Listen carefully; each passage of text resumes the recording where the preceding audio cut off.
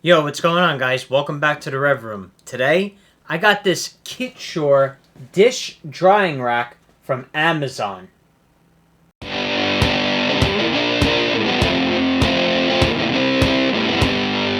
Well, I needed a new dish drying rack. I believe the one I have is not even a year old. Yeah.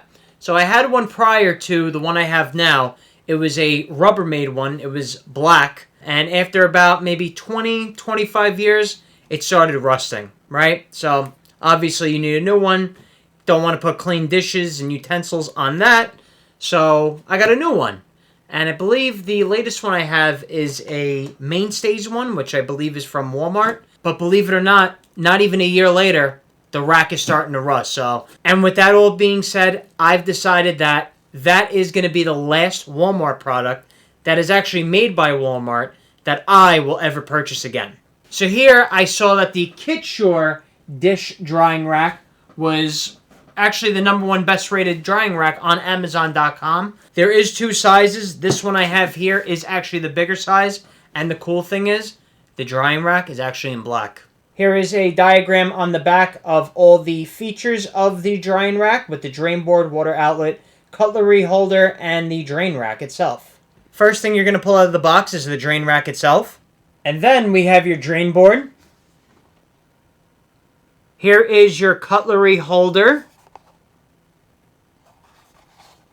Here we have your water outlet. I actually like this because it does stick out from the drain board and actually gives it a little bit of a runoff that goes directly into the sink, as you can see.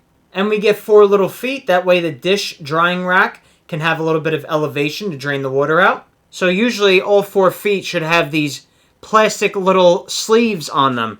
But actually, one of them does not. Now, I don't know if that's by actual design. So now looking at the bottom of the drain board, we have these 4 corners right here. And that's where the feet pegs go into. Next, we're going to take our water outlet. And here is the drain right here on the bottom of the drain board. And this should just snap right in. Okay, got that. Need a little bit of force, but it's now in there. So this is how it's going to look when you're looking at it from a top-down view. And this does look like... yeah, it is a little adjustable. So I guess you can swivel it along the bottom here. And then we lay our drying rack right on top of the tray. It just rests on it like that. And then we take our cutlery holder and just slide that slotted end. And this is what the top of the dish drying rack should look like. And yeah, that's pretty much it. I'm probably going to go put this now next to my kitchen sink downstairs. Take the one that I currently have from Walmart that's pretty much rusted out in less than even a year. And throw that right in the garbage. The one bummer I do have is that, like I said, one of the feet did not have the rubber sleeve on it, which I'm not really a big fan of, just because I feel like it's going to sit a little uneven on a flat surface.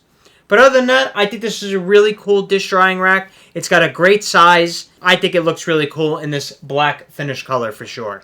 But yeah, guys, other than that, that's all I got for you in this video today. Thanks for watching as always. Be sure to like, comment, and subscribe.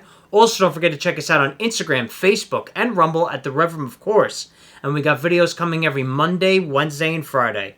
I'll see you all next time. Take care. I'm out.